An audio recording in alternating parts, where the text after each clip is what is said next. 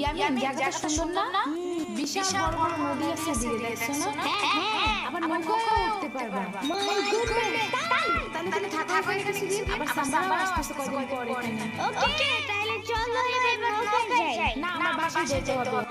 থাক চলো তাহলে চলে যাই আরে না তুমি থাকো। আমি এখানে একা একা থাকলে তো বাবা হসপিটালে বসে বসে কাঁদবে না বলবে আমার নীলা লাগে ইয়ামিনের বাচ্চা আবার তুমি একা বসে যাবে কিভাবে আরে যাও দিদি এখন কি বলবো?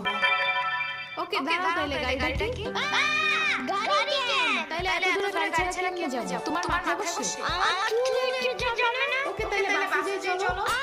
দূরে যাও না রিকশা জলদি একটা আচ্ছা তুমি থাকো আমি এসে নিয়ে আসি। ওকে জলদি এসে যাও